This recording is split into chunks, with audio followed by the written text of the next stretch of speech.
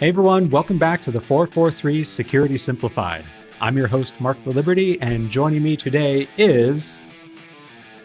Corey, oh man. ISPs should be utilities, not Griner. Close enough. On today's episode, we are reaching back into the archives of the 443 to bring up a topic that we discussed quite a few years ago, and that is Section 230. We're going to play the old episode for you in its entirety, discussing what Section 230 is, what it means for the internet, and then we will end with some updates to it, thanks to recent Supreme Court activity targeting it. So with that, let's go ahead and roll the archive footage on it. Wait, there's no footage, just sound. Oh, yeah. Sorry, YouTube. You'll have to watch a black circuit board while you listen to this. Maybe we can have some fun animation.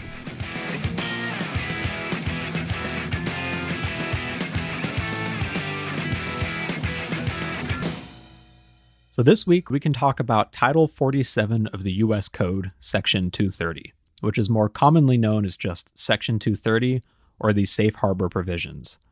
Now, this is something that we've mentioned a few times over the last month, but really something that deserves a lot more attention, which is why we're devoting this entire podcast to me just basically monologuing on why this is so important. So sit down and button up. This is really a relatively small piece of law from the early stages of the internet, but it's become one of the most important tools for protecting freedoms and innovation on the web. Now, the most important piece of this law is a single sentence. It says, "No provider or user of an interactive computer service shall be treated as the publisher or speaker of any information provided by another information content provider." That's a lot of legal mumbo jumbo, but in even simpler terms, this just means that intermediaries on the internet, ranging from internet service providers to websites that publish third-party content, are shielded from liability for what other people say on their platforms. This law also protects the same intermediaries from liability for moderating their content on their platforms, even if the content is constitutionally protected, which is really interesting about this law. But these provisions, they allow websites to leave up comment sections without fear of being sued for what their users say. They allow hosting platforms like YouTube to accept 500 hours of video per minute without fear of being shut down if they miss moderation on one video that contains illegal content. They allow social media sites like Reddit to host discussions and endless memes while moderating hate speech and violence. But Section 230 is what really enables the internet to be the free and open platform that it is today. And without Section 230, as it stands, and as it's currently understood by law, websites would have to choose between heavily censoring their user content or simply not allowing any user content at all. And I know that the first rule of the internet is don't read the comment section, but the internet would be so much different if there was no comment section anywhere and we were not allowed to actively participate on these sites. So even though Section 230 ended up as this bulwark for free speech, the Communications Decency Act as a whole was actually originally designed to restrict free speech on the internet. But before we get into that, let's go through how this law first came to be. And to start, we have to go all the way back to the early 1990s, where the world was really still trying to figure out exactly how to handle the internet. In the United States, liability for printed material was really well established by that time, with a line drawn between publishers and distributors. So publishers should be expected to have some sort of awareness of the material that they were publishing, and thus should be held liable for illegal content that they publish.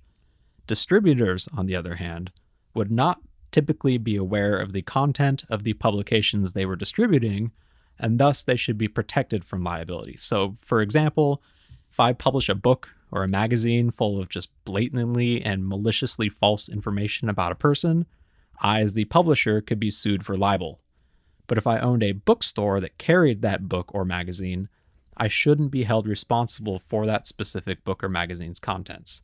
You can imagine the undue burden that would be placed on something like Barnes & Noble or just the neighborhood magazine stand if they suddenly had to police the content of every single piece of printed material that they had on their shelves. Now, in the early 1990s, internet service providers and content platforms were taking a few different approaches when it came to user-generated content on their platforms. There's two such examples for this, two really big ones that really defined how this law came to be. The first being CompuServe, which took the approach of just not regulating user content at all. They allowed anything and everything to go through their service without any moderation whatsoever. On the other side of that, Prodigy actually employed a team of moderators to remove what they determined to be offensive, obscene, or illegal content.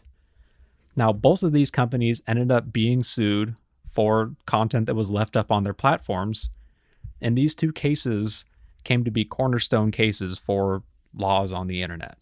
The first one, which was Cubby Inc. versus CompuServe Inc. CompuServe was found to be not at fault for the libelous content that was on their platform because they chose to let all content go unmoderated. And because of that, they were determined to be a distributor and thus not liable for any content posted by their users. But in the other case, which was Stratton Oakmont versus Prodigy Services Company, Prodigy was determined to have taken an editorial role in regards to their users' content, which made them a publisher and thus liable. And you can imagine the effect that this had on the internet at the time. Because of these rulings, specifically the Stratton Oakmont one, service providers and content platforms were now really incentivized to just stop all moderation, period, and allow any and all content through their pipes and on their pages. It was basically, as described by a few representatives and senators at the time, the Wild Wild West.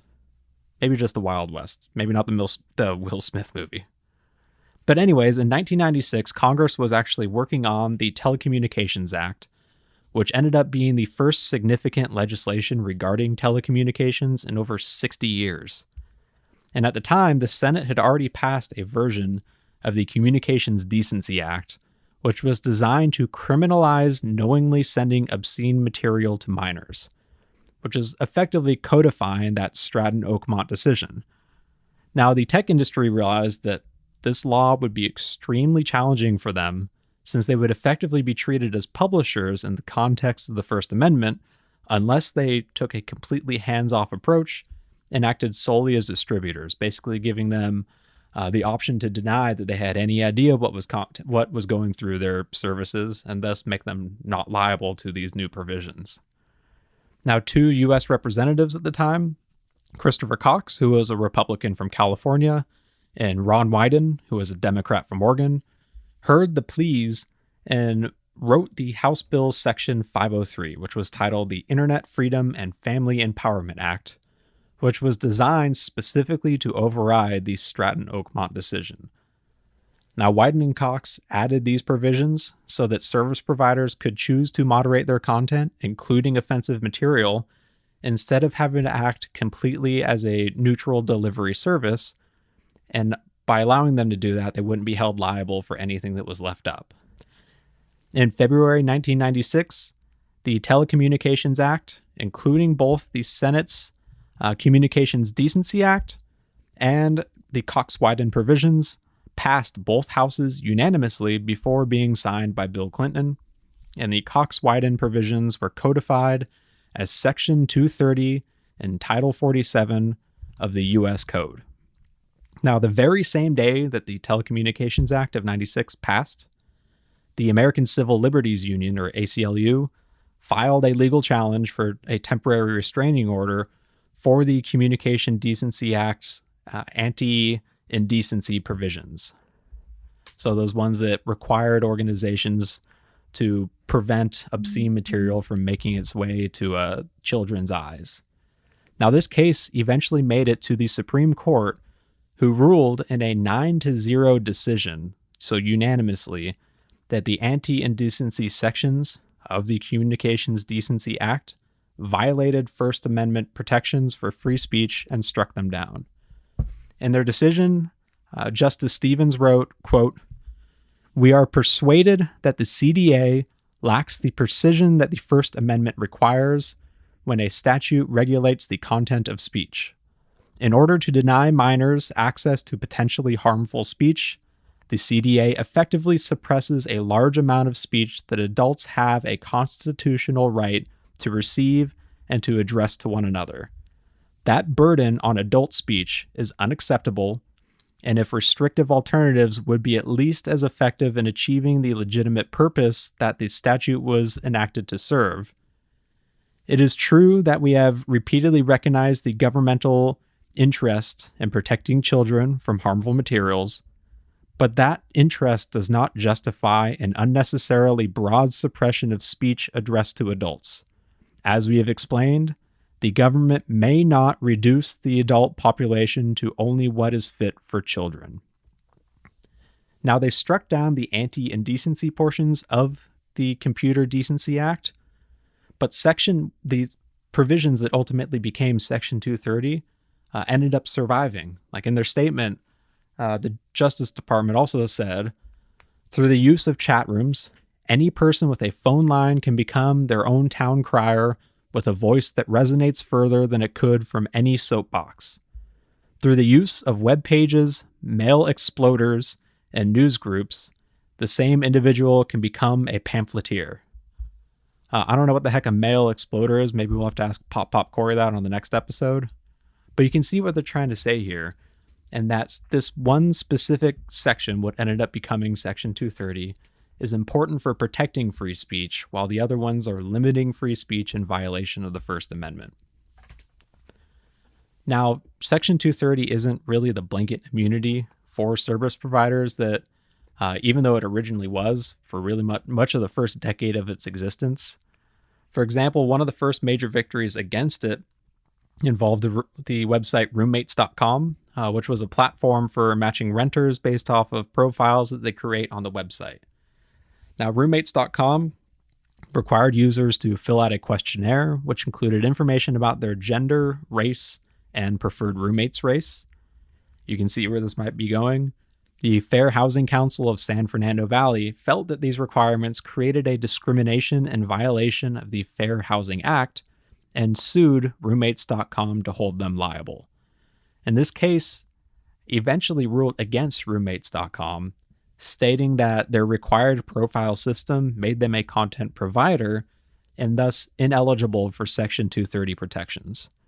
And that's not the only caveat to Section 230.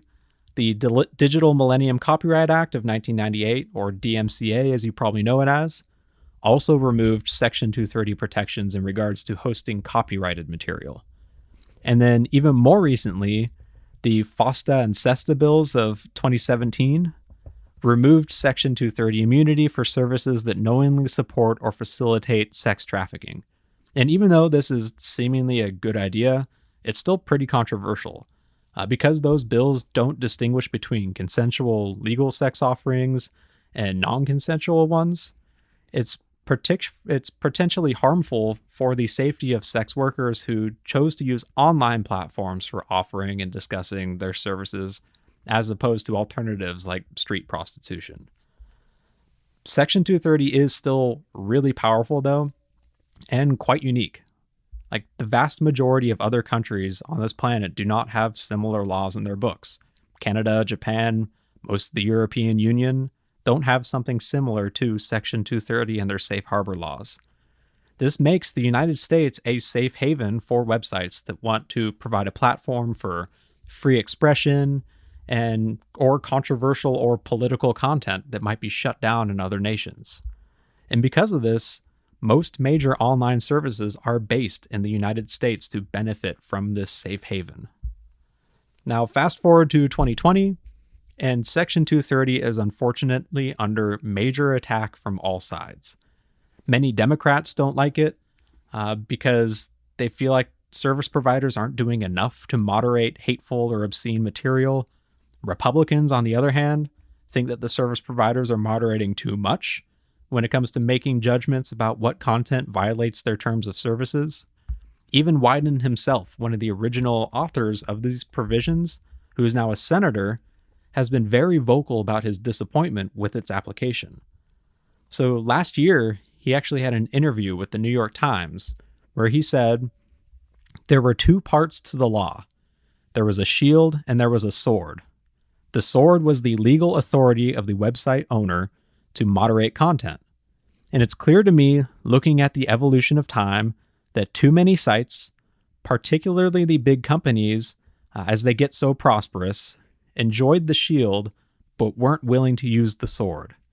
Now, I've told them that if they don't clean up their act and use their authority to moderate content with the sword, then people are going to constantly come after them and say, "We're going to take your shield." Now, Wyden is joined by other Democrats too, who have indicated that they would be in favor of changing Section 230 to make tech companies liable for hate speech publicized on their platforms.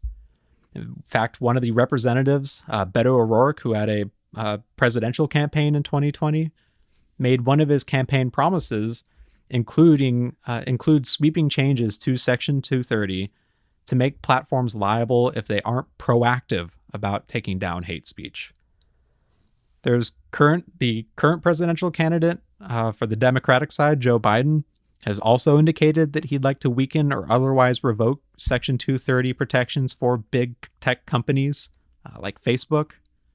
And then on the other side of the aisle, you've got Republican Senators Ted Cruz and Josh Hallway, who have been arguing that Section 230 protections should only apply to providers that are politically neutral. And they've accused major social networks like Twitter of displaying bias against conservatives after they've begun ramping up recently on moderation of content that they've deemed factually incorrect or instigating violence. Hawley's even introduced a bill that would task the Federal Trade Commission, the FTC, with certifying tech companies and certifying them that they are approaching moderation in a politically neutral way, specifically applying to companies with over 30 million active users in the US, 300 million users global, or $500 million in global revenue. So think the big social media sites like Facebook or Twitter or Reddit. This certification would come in the form of a vote every 2 years by the 5 FTC commissioners and would require a supermajority, meaning 4 of the 5 commissioners, to vote in favor of certification. And any tech company that failed certification would lose Section 230 protections and would be subject to liability litigation. And now, whether or not you're against Hawley's bill or holding these big tech companies liable for hate speech or political non-neutrality, you have to admit that there's some concern with giving the ability of 2 of 5 members of a commission the ability to control a decision on whether or not a platform is politically neutral or not.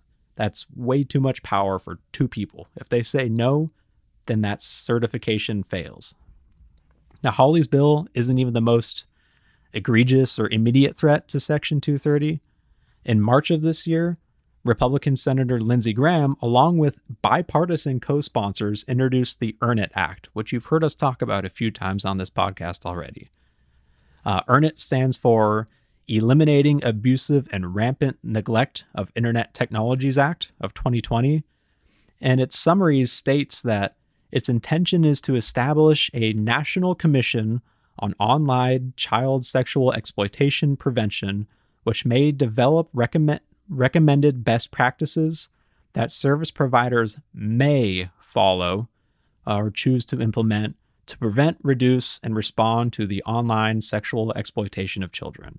And honestly, in its summary, this sounds like a great idea. There's no sane person on this planet that could argue against limiting the ability for horrible people to exploit children.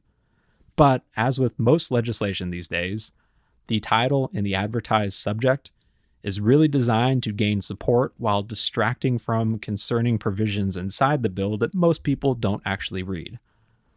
So like I said a second ago, the summary of the bill says that service providers may choose to implement the best practices that the committee comes up with, but in reality, the bill explicitly amends Section 230 to further revoke safe harbor protections unless, quote, an officer of the provider has elected to certify to the Attorney General under Section 4D of the Earn It Act that the provider has implemented and is in compliance with the child sexual exploitation prevention best practices.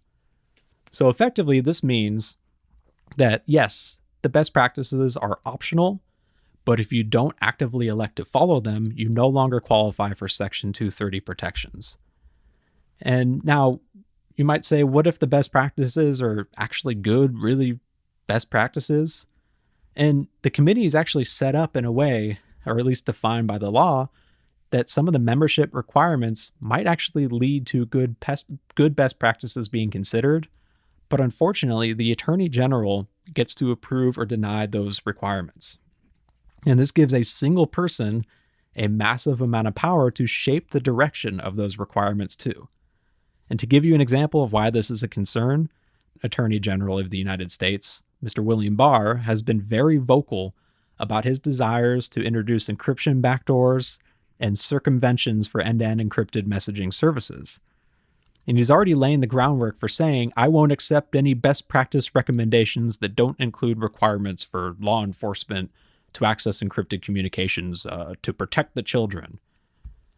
And you've heard Corey and I talk very vocally about anti-encryption laws on this podcast many times because it's something we're really passionate about. They're always disguised as a way to combat terrorism or the exploitation of children, but they're like trying to dig a hole in your backyard with a nuclear bomb. Like, the collateral damage is just far too high for this specific tool. And further stripping Section 230 protections or requiring encryption backdoors will not do anything to combat terrorism or child exploitation. Criminals will simply shift to another platform that doesn't fall under the United States jurisdiction. And in the meantime, it's the everyday citizen that will be swallowed up by this blast. A small group of individuals will be able to control and silence platforms for free speech and political dissent. Citizens' web privacy will be stripped away, and companies will have to choose between extreme financial and technological burdens of compliance or simply just shuttering their doors because it's not worth the effort. Now, I've talked a lot about my opinions on Section 230 on this, and I will say that it's not perfect. Like, there are still some genuine concerns with defendants using Section 230 to dismiss cases before the discovery stage could prove that they themselves were the ones generating the illegal content. But the protections that it provides are just far too important to strip away. And a free and open internet is reliant on the United States leadership and these safe harbor protections. So if you're a US citizen, this is absolutely an issue worth contacting your representatives for. The Electronic Frontier Foundation, EFF.org, has an Action Center page with really easy instructions and a tool for finding and contacting your representatives and your senators. And obviously, while a phone call is a lot more impactful, even just filling out one of the little templated "This matters to me" emails and firing it off to all of your reps is way better than nothing. And if you're not a US citizen, now is the time to demand legislative protections similar to Section 230 within your own country. Because if the safe harbor in the United States closes, we need a backup option to take over the stewardship of one of our most important resources, the internet. This isn't the last time you're going to hear us talk about Section 230. I also want to recommend donating to or working with the EFF. If you're a developer, they're always looking for people to help out with their tools. And if you just have a couple extra bucks to spare, they do a lot of work towards protecting organizations and individuals and keeping the internet free and open. Like, they've been around since 1990, and all they've done is try and protect the free and open internet. Please, please, please reach out to your elected officials and let them know that Section 230 and similar laws are important to you. Thank you. So, we just finished replaying that episode, which I think the topic in there is at least timeless. Gave you a good overview of exactly what Section 230 is, how it protects websites and makes sure that they can do effectively best effort moderation without exposing themselves to liability for content that they don't want to remove or fail to remove or accidentally fail to remove from their platform. Unfortunately, Section 230 has been challenged several times over the past few years. So if you remember, a couple of years ago, former president wanted to strike it down after he was banned from Twitter or threatened to be banned from Twitter. But now there are several, with one very prominent case making their way through the courts, with this big one currently on the desk of the Supreme Court just this last couple of weeks, they started hearing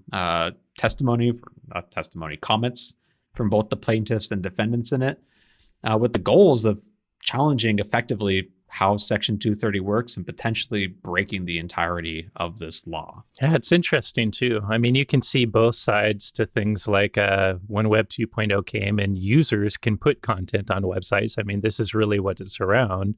The companies that want to provide any sort of site that allows users to post things don't want to be liable for their users. On the flip side, this is interesting. I will let you get into it, but it's interesting how letting users post stuff, even if the user posts stuff, things on your site might contributing to highlighting the stuff that's being posted. And just real quick recap in case someone skipped over the old episode and jumped straight to this. Like Section 230 at an extremely high level, basically it's prior to the existence of this law, a website that had user uploaded content had to either fully moderate all hateful content, all illegal content off of the site or face liability, or do zero moderation and be effectively just the transmitter of this data, kind of like a publisher or whatever. Section 230 allows them to at least do like their best effort for moderation. Like they have to, if they're notified about illegal content, take it down. But if they fail to find some proactively, it's not going to leave them specifically liable to being sued because of that content that users upload to the platform. So the big case that is currently in the Supreme Court, which by the time you're listening to this, will probably be very close to having some form of a comment or a response from the Supreme Court on. It's called Gonzalez versus Google. And it actually has a really interesting take on how it's challenging Section 230. And it's basically focused around the algorithms and recommendation engines that the bulk of social media and honestly, almost every website we visit uses in some form or fashion. So the case comes from a family of an American that was unfortunately killed in the 2015 terrorist attack in Paris. And they claim that Google, and specifically YouTube, their subsidiary, violated the Anti-Terrorism Act by aiding and abetting ISIS. So specifically, they claim that YouTube's recommendation algorithm promoted ISIS recruitment videos to individuals that may not have otherwise been actively searching for them, and that was aiding and abetting this terrorist organization. So they argue that YouTube's recommendations actually constitute the company's own speech, which would fall outside of the bounds of Section 230. Basically, Section 230 protects you as a content provider, website, whatever platform, from the stuff your users provide, but it doesn't protect you if you are the one generating illegal content. And so they're saying that by recommending it. Yeah, this is the interesting part, right? I mean, even if they are doing partial moderation and complain, we just hadn't found this yet. Their algorithms are auto promoting certain things, and I think we've all found from all these platforms, they auto promote the most polarized things. It's either something that gets you upset or makes you really happy. And I would suggest these sort of platform bubbles are also leading to the polarization of many groups around the world. So it's like, obviously YouTube isn't trying to, like, if some person were making a choice, they probably wouldn't promote this ISIS video. But I think we're seeing the effect of how the way these algorithms promote things that are getting attention often promote really negative things. So it's this is a very interesting case to see where it will fall. So as of the time of us recording this, it was just, I think, last week or maybe 2 weeks ago now, that both the plaintiffs' attorneys and the defendants' attorneys made their arguments to the Supreme Court about why they think or think not that this case should affect Section 230. And the plaintiff's attorney actually made some interesting arguments. So one of the things they said was YouTube's creation of a thumbnail showing the video that's going to appear next should be considered a joint creation by YouTube and the third party, in this case, ISIS, that posted the video. Basically, ISIS didn't make that thumbnail. YouTube did. That's new content that they are now promoting with their algorithm. So should they be protected with Section 230? By the way, that's interesting because there's an algorithm there too, right? Like you can actually specifically pick your thumbnail, but if you've ever been a YouTube uploader, it picks 3. And I'm not sure if it just randomly picks 3 or if it does some algorithm processing to find something interesting in this video to make it. it specifically finds the one where like your mouth is like, open. Yeah, exactly.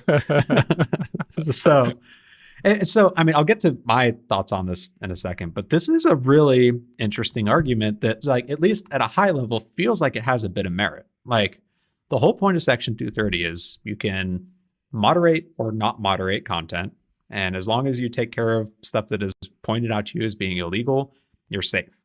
But what happens when you are promoting content, even if it is through an algorithm where it's not like a human going in there and doing things, it's a computer program? Like, it's a very interesting argument, and I can see why it at least made it to the Supreme Court.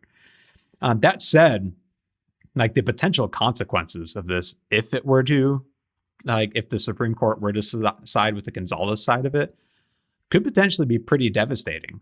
Like, the reality is, like, recommendation algorithms are used everywhere. YouTube, your search engine, Yelp, other websites you use, all social media is all based off of algorithms. And so suddenly, would none of them be protected by Section 230? You'll notice that, or if you've been following it, almost every single like major technology or social media company provide their own third-party brief to the Supreme Court. What is it, like a amicus brief or something like that? Basically, they're not party to the case, but they're saying like they're giving an opinion as a exactly as someone affected and by the ruling. Reddit pointed out a really interesting situation where like their moderation and their recommendations are entirely user fueled. Like, recommendations come in the form of upvotes or downvotes by users, and moderation is all just moderated by private individuals for subreddits. Yeah. Are they in all that case it's not you? Yeah. I mean, the big thing is you can't be liable for your users' content, and Reddit by design. And why can't I think Dig would be in the same bucket. There is no algorithm. It's all actual users contributing to what gets seen too. Yeah. So like, if you accidentally, or I guess intentionally, upvote what like ends up being illegal content, could you now be held liable for that as recommending it to other users? Like, this is absolutely a slippery slope kind of argument, but it is a pretty dang slippery slope, at least in that context. And the reality is, like, Section 230, it doesn't just allow people everywhere in the world to post whatever the heck they want on websites. Like, they are still subject to laws around like libel and copyright and anti-terrorism laws, where you as the user, if you upload this, absolutely can be taken to court over it, both criminal and civil. It just protects the platforms themselves from users sharing this content on it. So interestingly, like, the Supreme Court might not actually make a ruling on this one too. Like, they're hearing the arguments. Well, I mean, they're going to make a ruling, but they may not make like let's annihilate Section 230 or let's uphold it. It sounds like they're actually leaning towards basically saying, we are a bunch of old people that don't understand the internet. We're not the ones best equipped to make such a big decision. They want to kick it back to Congress. I would also say they're being smart about the three branches of the U.S. government, and that rule. This is a law that was passed by Congress. Only Congress can legislate. That's the whole point of the legislature branch. So I think the Supreme Court gives an opinion on the case, and if the opinion goes against what's currently in the bill, that's a big deal. But they can't actually make a law. So I think by definition, after giving an opinion, if it is different than the current law, the whole point is, here's what the Supreme Court says, Congress, go do your job. Now, can Congress actually do their job? I don't know.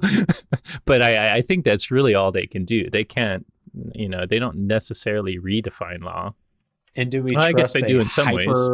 Politicalized Congress right now to address a sensitive technical issue like this that has far-reaching ramifications? Let's not even talk about the hyper-political judicial too. So it's we're all over the place, and all of our, I guess, only the executive branch is the only place that's one or the other. Yeah, it's going to be a hard one. We're in a spot, like, by the time you're listening to this, the ruling may already be out, but there's a potential for a fairly drastic change to just how things work on the internet coming up. This is a weird one, though, because I agree with you that this is actually a pretty they do have a case. The plaintiff does have some merit, in my opinion. But, I actually heard me unrelated, but I think ISPs should be utilities. I think some of these platforms are getting to the level where they're not ISPs, but they're such huge platforms that they have to have some regulation. Yeah, that maybe not fully utilities, but they should be heavily regulated. But this is a weird one. I also do think they need to be they do deserve to be protected from some liability by their users. At the end of the day, they're providing, I mean, most of these platforms are designed to be places where we come congregate as the people in society and talk about things. And while I'm not for hate speech, and I think there should be strong laws and bans against hate speech and crimes, we do come from a First Amendment country with free speech, and a dumbass user saying a really bad thing on a place like Reddit is not necessarily Reddit's fault.